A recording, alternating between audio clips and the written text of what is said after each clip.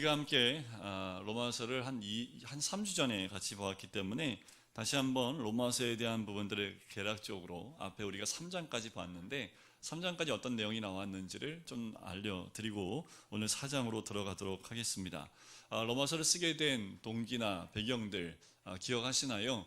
로마서를 쓰게 된 것은 이 로마의 교회가 세워진 것은 이미 옛날에 로마의 교회가 세워졌고 이 교회에 대해서 굉장히 긍정적이고 좋은 소문들이 나기 시작을 합니다.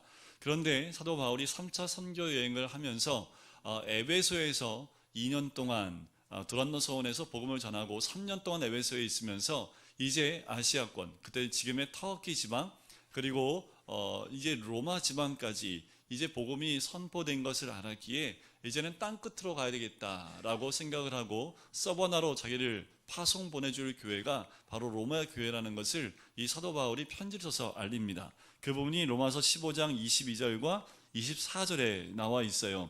그리고 바울은 스페인으로 가기 위해서 안디옥 교회처럼 그렇게 보내짐을 받았으면 좋겠다라고 얘기하면서 또 기도를 요청합니다.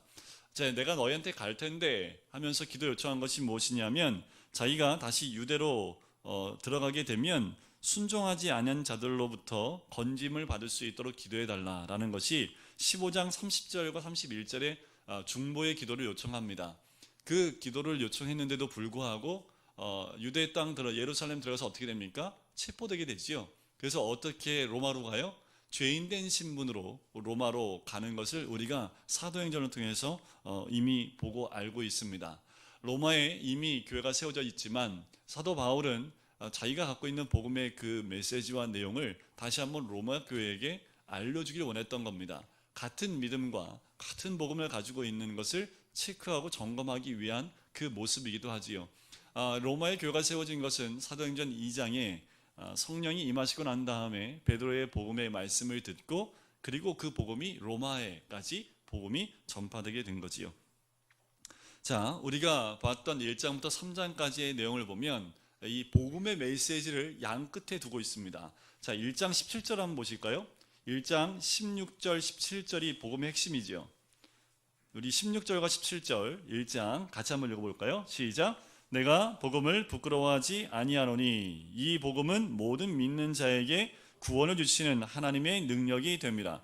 먼저는 유대인에게요 그리고 헬라인에게로다. 복음에는 하나님의 의가 나타나서 믿음으로 믿음에 이르게 하나니 기록된 바 오직 의인은 믿음으로 말미암아 살리라 함과 같으니라. 복음을 선포합니다.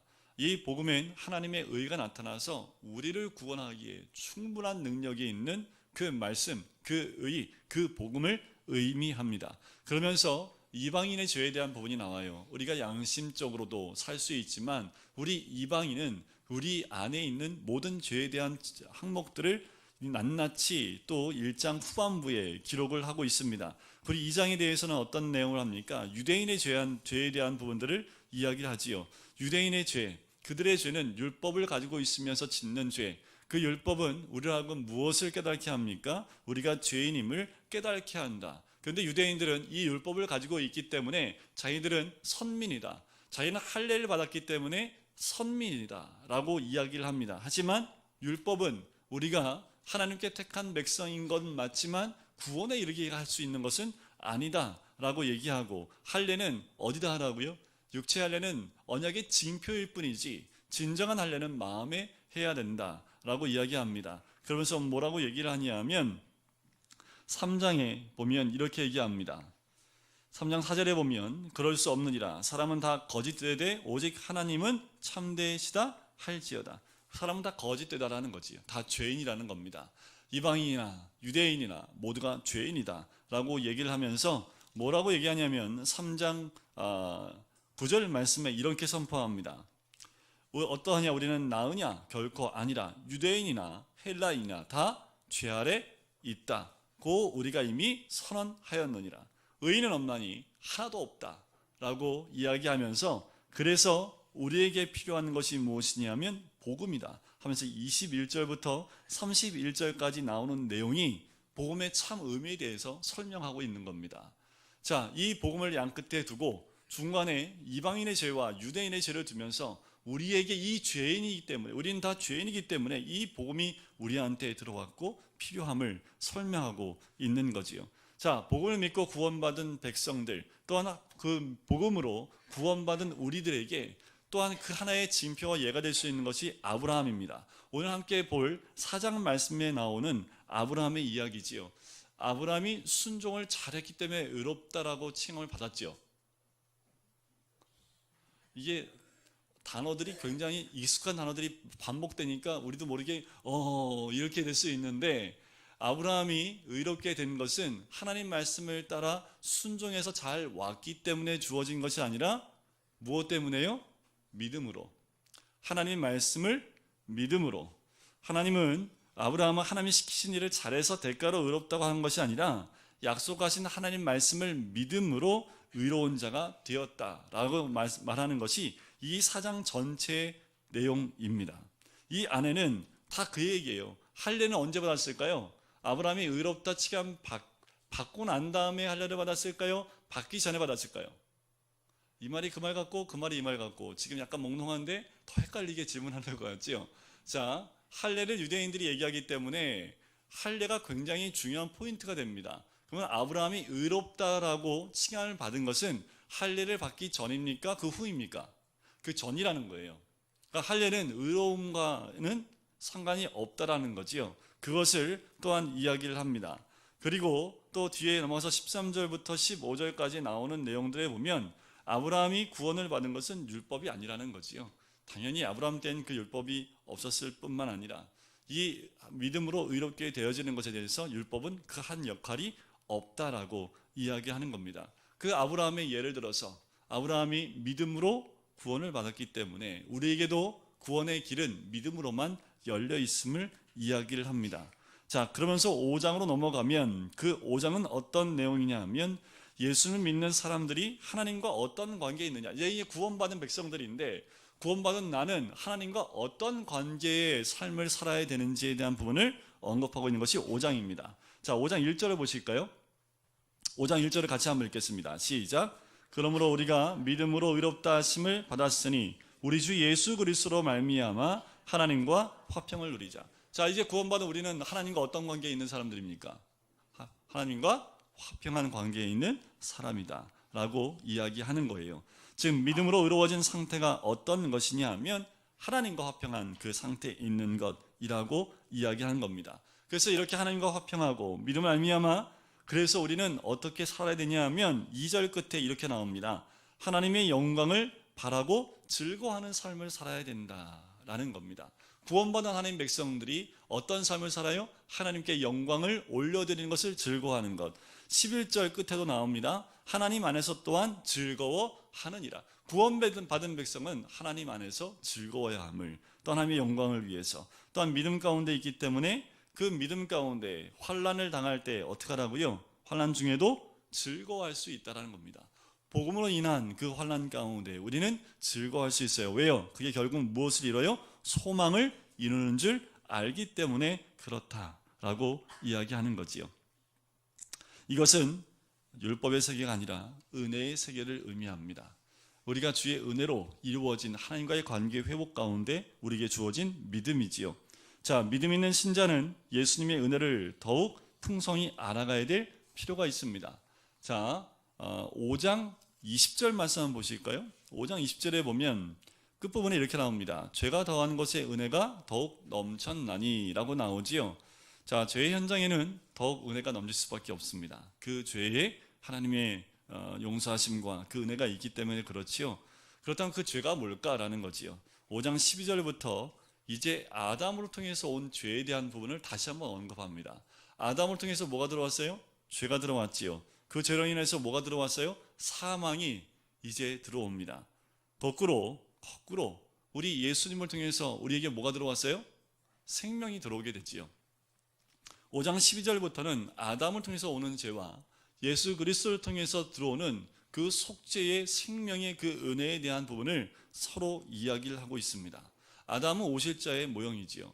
아담의 죄가 왜 우리의 죄입니까? 당시에 사람은 누구밖에 없었어요? 아담밖에요. 그럼 아담이 지으면 누가 죄진 거예요? 사람이 죄진 거지요. 여러분들은 사람이에요, 동물이에요? 사람이지요. 그럼 우리는 죄 졌어요, 안 졌어요? 이게 대표성의 원리입니다. 그래서 아담이 모든 사람, 모든 인류의 대표이기 때문에 그 대표가 죄를 졌기 때문에 우리가 죄인으로 그 원죄에 대한 부분을 얘기하지요. 그러면 우리 예수님은 어떤 분이에요? 그것을 깨뜨린 거지요.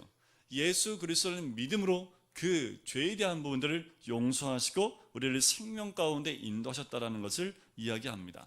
자, 이것들도 이렇게 적용해 보면 좋아요.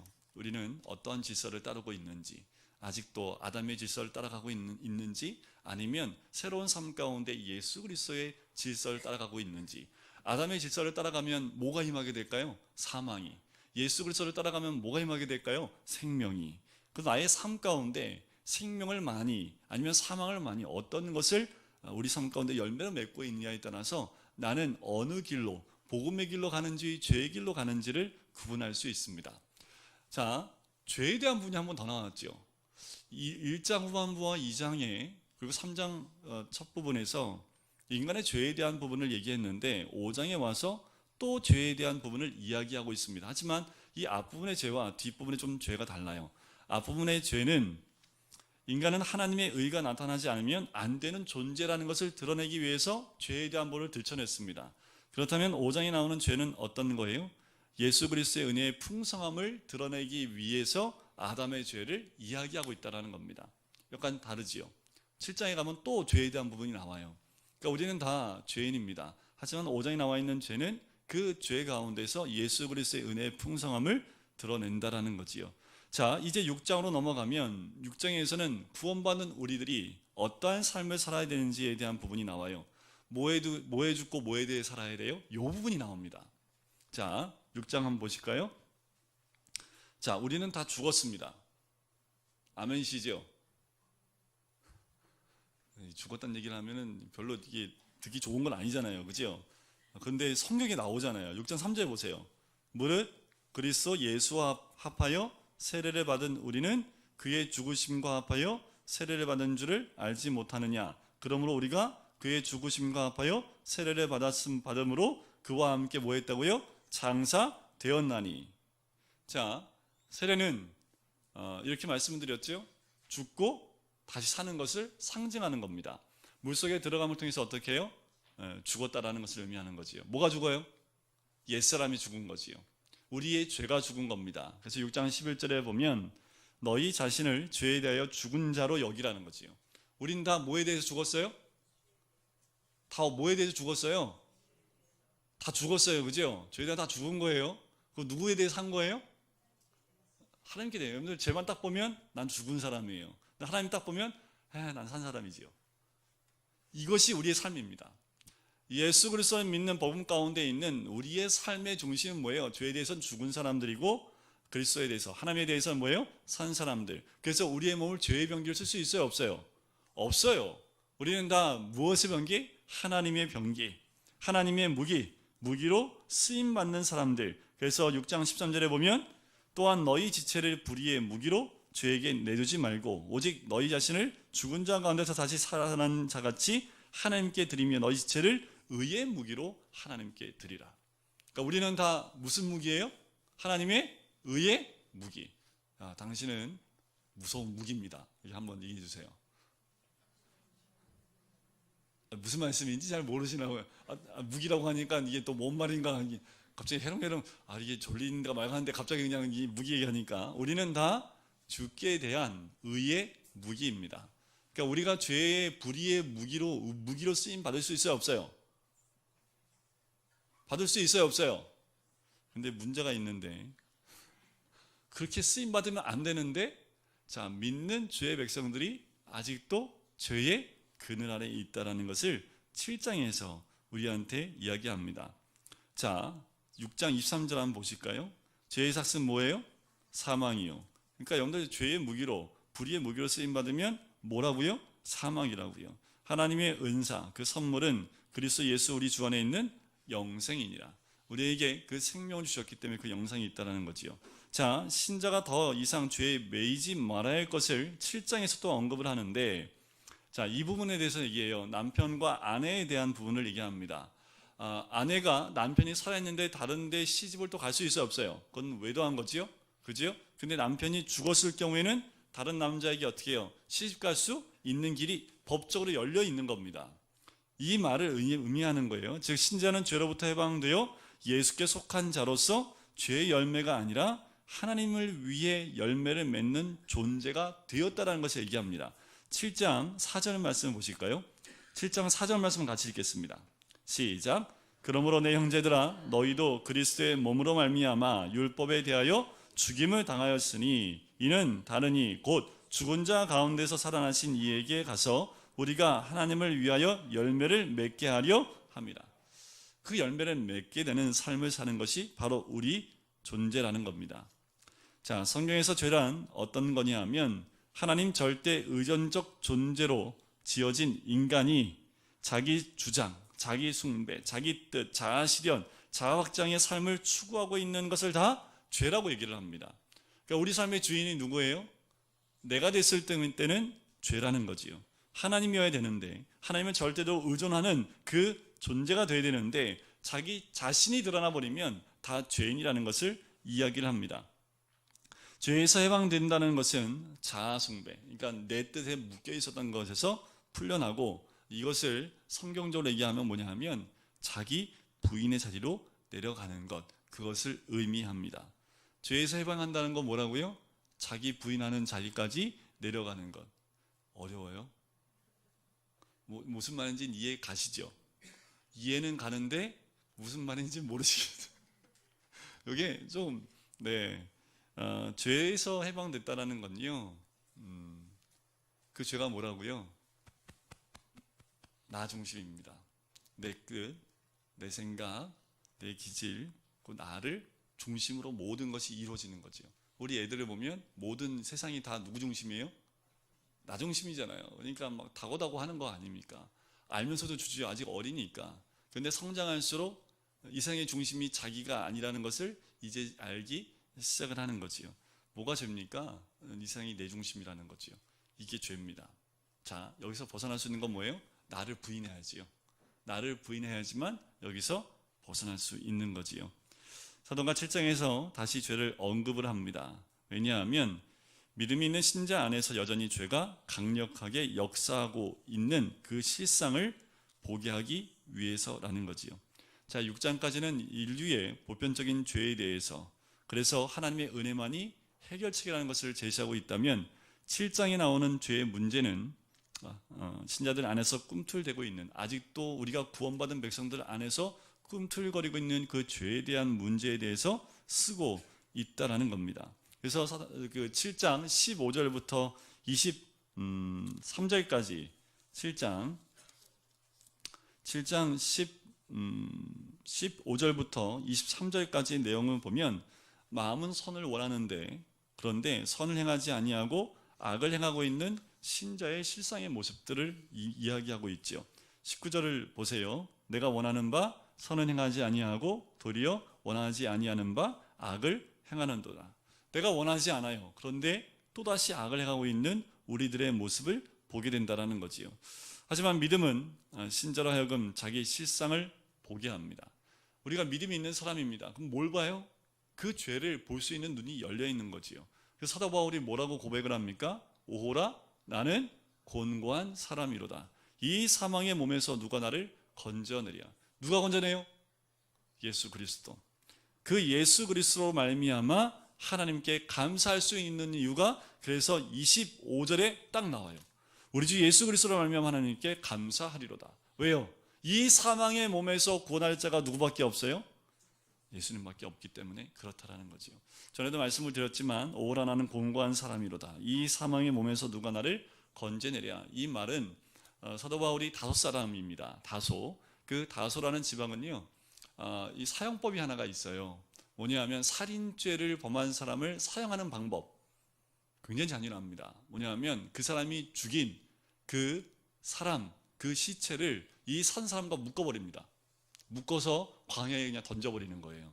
그럼 산 사람이 어떻게 될까요? 그 죽은 그 시체가 썩는과 동시에 산 사람의 몸도 썩어가면서 같이 죽는 겁니다. 굉장히 고통스러운 죽음이지요. 지금 이 사도 바울이 얘기하는 것, 이 사망의 몸에서 누가, 그때는 이 묶은 것을 누군가 끌어주지 않으면, 누군가 풀어주지 않으면 살 수가 없습니다. 왜요? 온 몸을 그렇게 다 묶어놨기 때문에 누군가 풀어주지 않으면 살 수가 없는 거지요. 사도 바울은 그것을 떠올린 거예요. 이 믿음 있는 신자들 가운데 역사하는 그 죄의 세력들이 이 사망의 몸에서 누가 나를 건져내랴? 그분은 누구밖에 없다고요? 예수 그리스도밖에 없다라고 고백을 합니다. 그리스도 예수 안에 있는 자에게는 결코 뭐가 없다고요? 정죄함이 없다고 8장 1절에 얘기하지요. 자, 이 내용으로 하는 하나님의 은혜는 자신이 죄로 인해 죽은 자임을 실감할 때 선명히 더 뚜렷하게 드러나는 거예요.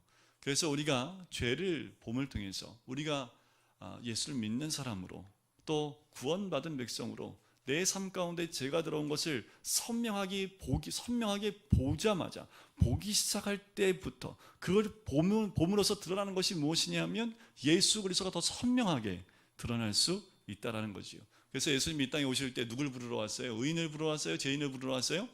죄인을 부르러 왔다니까요. 그러니까 아직도 우리가 육을 입고 있기 때문에 우리 안에 역사하는 그 죄의 그 무거운 또 죄의 그 모든 무서운 것 가운데서 우리를 구원할 수 있는 것은 예수 그리스도밖에 없음을 우리가 고백을 합니다. 자, 신자는 예수님으로 말미암아 하나님과 화목된 관계에 있게 되었지만 여전히 무슨 문제가 있어요? 죄가 있는 존재이기 때문에 육신에 끌려 육신을 따라 살아간다는 겁니다. 자, 8장에서 그 얘기를 얘기해요. 육신의 생각은 뭐라고 얘기합니까? 6절에 8장 6절에 보니까 육신의 생각은 사망이요, 영의 생각은 생명과 평안이라. 자, 우리가 구원받은 백성인데 육을 갖고 있기 때문에 아직도 우리에는 육을 따르는 생각과 영의 생각이 공존하고 있다는 겁니다. 자, 이것을 위해서 우리에게 보내주신 분이 있어요. 자, 그래서 하나님은 그리스도의 영, 즉 성령을 우리 가운데 보내셨다라는 거죠. 2절에 보면 이는 그리스도 예수 안에 있는 생명의 성령의 법이 죄와 사망의 법에서 너를 해방하였다. 자, 4절에 보면 육신을 따르지 않고 그 영을 따라 행하는 우리에게 율법의 요구가 이루어지게 하려 하심이니라. 육신을 따르는 자는 육신의 일을, 영을 따르는 자는 영의 일을 생각한다라고 이야기를 합니다. 육신의 생각이 아니라 영의 생각으로 살게 하시고 하나님의 의의 소망을 두게 하시는 분이 누구라고요? 성령이 그렇게 하신다라는 겁니다. 그래서 8장 9절에 보면 이렇게 얘기합니다. 누구든지 그리스도의 영이 없으면 그리스도의 사람이 아니라. 자, 우리가 그리스도의 사람이라는 것을 어떻게 알 수 있어요? 성령이 있느냐 없느냐로 알 수 있는 거지요. 신자는 성령으로 말미암아 아들을 보내셔서 죽은 자를 살리시는 하나님의 사랑을 보게 된다라는 겁니다. 그래서 뒷부분에 보면 이런 얘기가 나와요. 너희는 다시 무서워하는 종의 영을 받지 아니하고 15절에 보니까 양자의 영을 받았으므로 우리가 하나님을 뭐라고 불러요? 아빠, 아버지라 부를 수 있게 됐다라고 이야기하는 겁니다. 그 사랑으로 인해서 그리스도의 고난에 또한 참여할 수 있는 거지요. 그 부분이 17절에 나옵니다. 우리가 하나님의 그 사랑을 받아서 우리가 다 이제 영원히 죽을 수밖에 없는 죄인들이었지만 우리에게 양자의 영을 주셔서 우리 하나님을 아빠 아버지라고 부를 수 있는 그 위치까지 그 사랑을 입은 자가 되었는데, 그러므로 자녀이면 또한 상속자 곧 하나님의 상속자여 그리스도와 함께 한 상속자니 우리가 그와 함께 영광을 받기 위하여 모두 함께 받아요? 고난도 함께 받아야 할 것이니라. 이 고난을 함께 받는 이유, 그 고난을 극복해 나가고 고난을 달게 받을 수 있는 이유가 18절에 나옵니다. 현재의 고난은 장차 우리에게 나타날 영광과 비교할 수 없다는 거죠. 그 영광이 비교할 수 없는 영광이 있기 때문에 우리는 그 고난을 넉넉히 이길 수 있다라고 이야기를 합니다. 하나님의 사랑은 그 어떤 것으로도 끊어지지 않기 때문에 하나님의 사랑이 있는 그 성도는 혼란이나 공고나 박해나 어떠한 기근이나 적신이나 위험이나 칼, 그 어떤 것도 하나님 사랑에서 우리를 끊어낼 수 없다.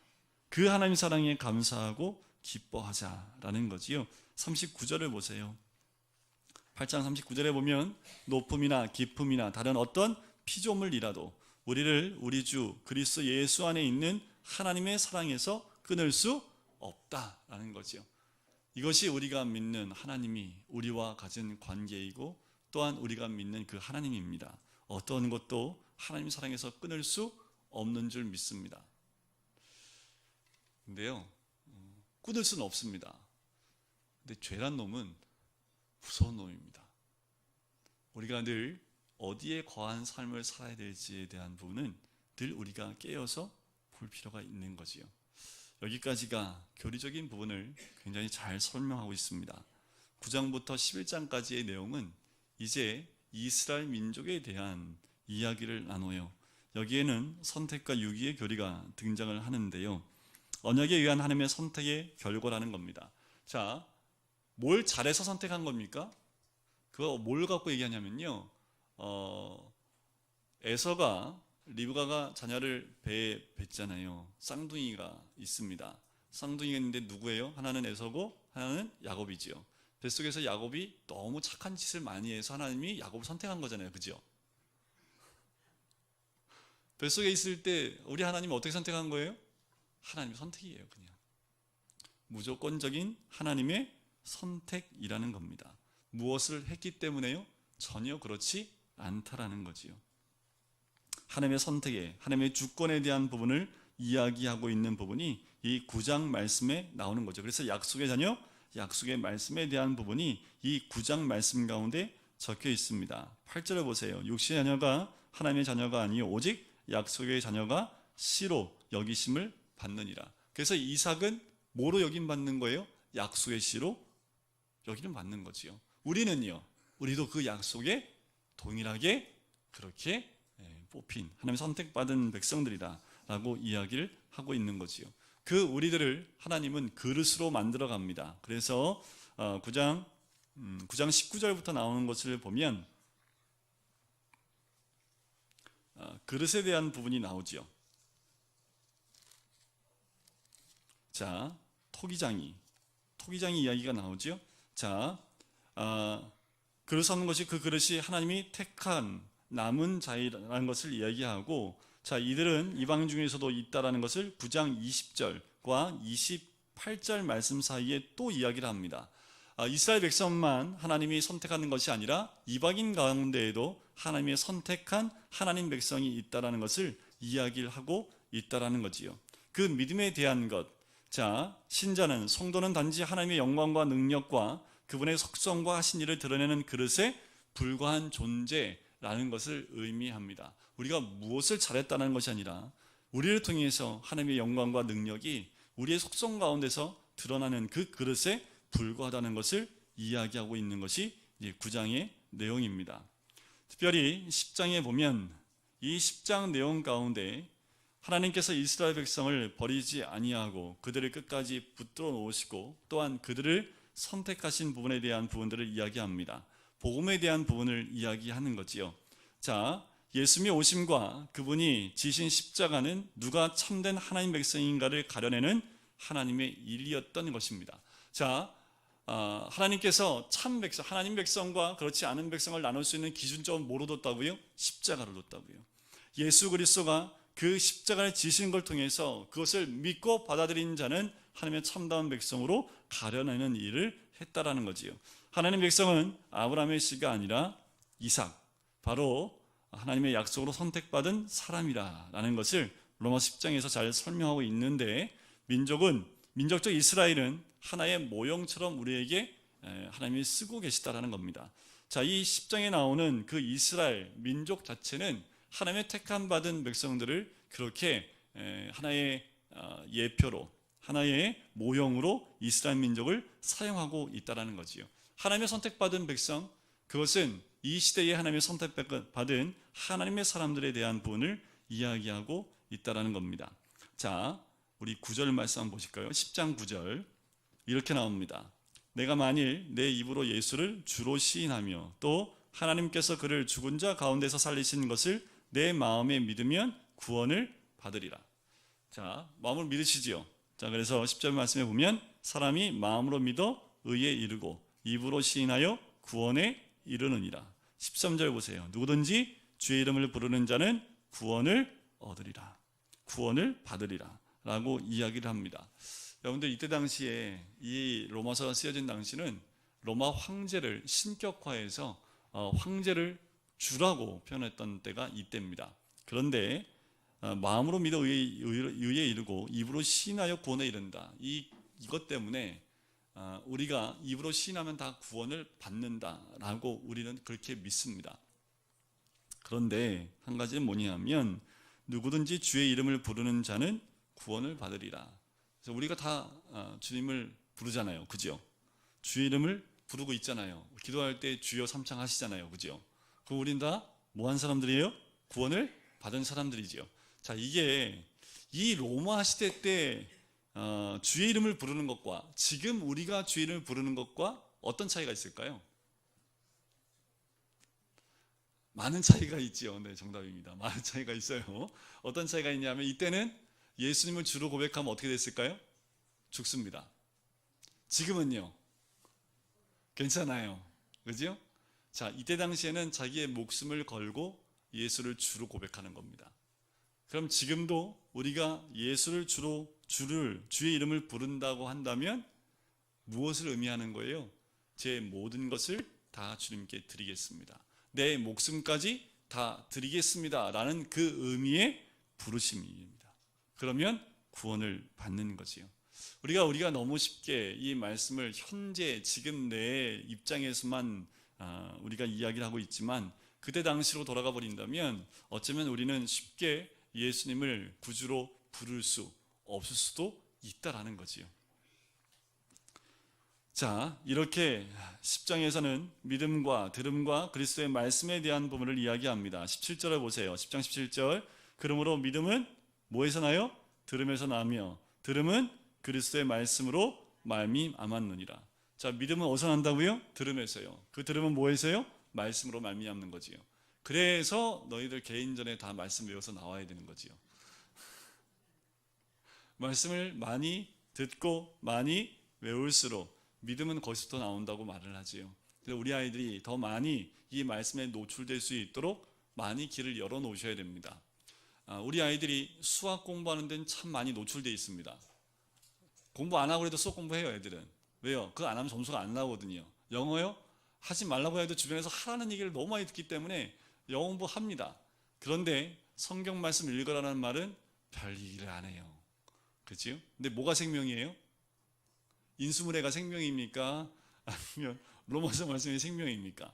우린 다 말씀이 생명은 알죠. 근데 집에 들어가면 너 내일 시험인데 이게 어떻게 보면 우리들의 이율배반적인 모습입니다. 정말 생명이라면 그 생명을 먼저 채워야 되지요. 제가 전에 이런 얘기를 어떤 곳에 한 적이 있어요. 어떤 분이 과외를 시키는데 말씀 과외 시켰다고 제가 말씀드린 적 있죠. 이 말씀을 누구한테 했더니요. 그 다음 주에 저한테 와서 묻더라고요. 혹시 과외해 줄 수 있냐고. 왜 뭐요? 그랬더니 아니 말씀 과외해 주시는 분이 있다고 해서 제가 이제 교회에 가서 얘기했더니 어떤 분이 자기 딸내미 과외 좀 시키고 싶다고 말씀 과외 하고 싶다고 그래서 우리 좀 말씀 잘 아시는 전도사님 있으면 소개 좀 시켜달라고 저한테 얘기를 하더라고요. 그래서 야, 이런 분도 있구나. 제가 굉장히 많은 분들한테 얘기를 했거든요. 근데 제가 그랬어요. 수학과외 하는 정도의 금액은 주셔야 된다고. 그런데 수학과외면 요새 얼마 받아요? 저 때도 20만 원 받았는데 요새도 한 20, 30만 원 별 차이. 어떻게 과외는 인상이 안 되고 항상 똑같은 것 같아요, 그죠? 네, 20, 30만 원. 네, 그래서 한 달에 일주일에 2번 만나고 한 달에 20만 원. 제가 이제 선을 딱 거뒀죠. 할 수 있대요. 그 집 부잣집이라고. 네, 이 말을 했더니 자기 자녀를 말씀 좀 외울 수 있게 좀 누군가 전사님 붙였으면 좋겠다고 얘기를 하더라고요. 우리 애들이 그렇게 과외 안 해도 교회에서 시키는 거 말씀 암송대회 나오게 하면요, 말씀 다 외우게 돼 있지요, 그죠? 안 하면 어떻게 해요? 두 가지 방법이 있습니다. 회초리 들든지 아니면 사탕을 주든지 아니면 두 개를 다 주든지. 네, 그걸 통해서 우리 아이들뿐만 아니지요, 그죠? 우리 아이들뿐만 아닙니다. 그 말씀을 믿음은 들음에서 난다고 했기 때문에 말씀을 더 가까이 하시는 우리 성도님 되시기를 주님의 이름으로 간절히 축원드립니다. 자, 그렇다고 이스라엘을 버렸다라고 하지 않습니다. 11장 1절 보실까요? 그러므로 내가 말하노니 하나님이 자기 백성을 버리셨느냐? 그럴 수 없다라고 하지요.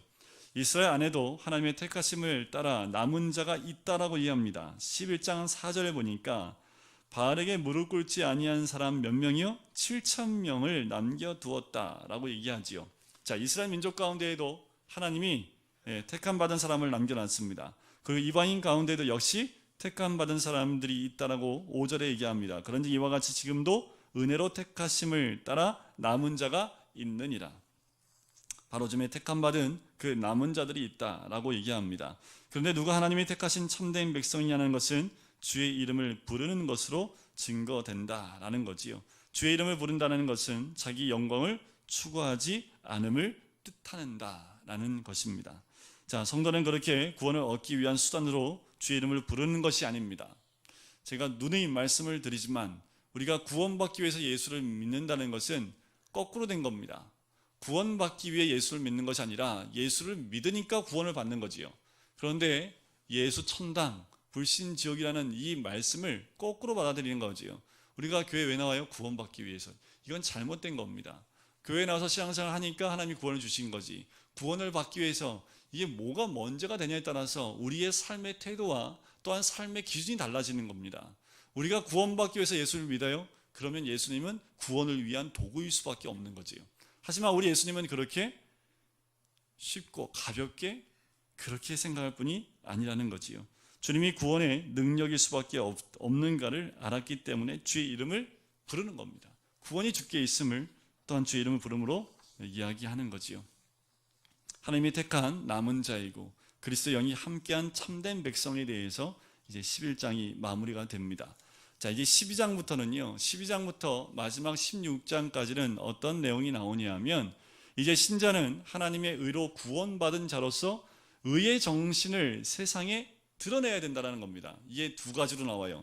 하나는 이웃사랑, 하나는 하나님 사랑. 자, 이웃사랑이라고 사랑이고 그것을 몸으로 드러내는 것을 뭐라고 얘기해요? 12장 1절 말씀에 보면 하나님이 기뻐하시는 거룩한 뭐로요? 산제물. 바로 이웃사랑을 그 몸으로 드러내는 것을 거룩한 산제물이다. 이것이 12장 전체의 내용입니다.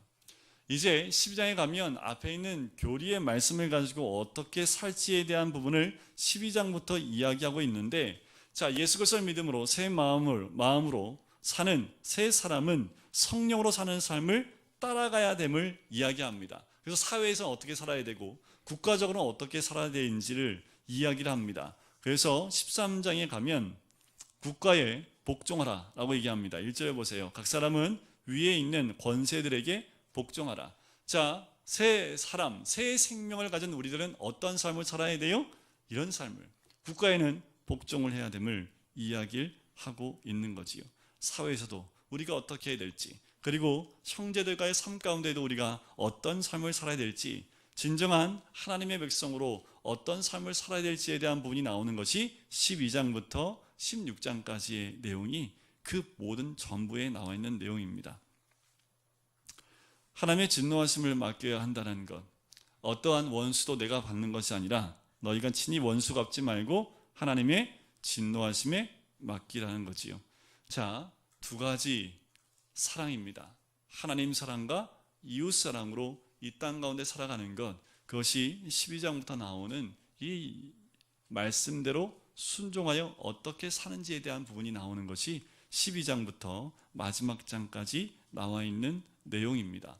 이것이 로마서의 전체적인 내용들입니다. 이렇게 쭉 들으면 아, 그런가 보다. 근데 말씀을 또 읽으면 어려워요 또. 그래서 제가 가실 때 이 로마서에 대한 정리된 글들을 한 5페이지 정도 되는 걸 좀 드릴게요. 한번 읽어보시면 또 선명합니다. 근데 뒤돌아서면 또 뭐예요. 그래서 로마서가 이게 볼 때는 한 절 한 절이 참 귀중합니다. 나중에 기회가 되면 제가 로마서를 한 절 한 절 좀 풀어서 설명하고 또 알려드릴 때가 있을 겁니다. 지금은 로마서 전체를 그냥 했잖아요, 그죠? 그냥 사탕 한번 이렇게 바르듯이 하고 그냥 간 건데, 우리가 다음에 기회가 되면 이 로마서를 한 절 한 절 그리고 구절 구절 한번 풀어가면서 정말 로마서가 사도 바울이 무엇을 얘기하고 싶은지를 한번 나누게 되면 이 안에 정말 스며들어 있는 이 사도 바울의 그 가슴이 느껴질 수가 있습니다. 오늘은 이 로마서를 이렇게 정리를 하고 다음 시간에는 고린도전서를 이런 식으로 한번 또 어떤 책인지 한번 보면서 책별로 한 권씩 이 서신서는 그렇게 우리 보도록 하겠습니다. 우리 같이 기도하실까요?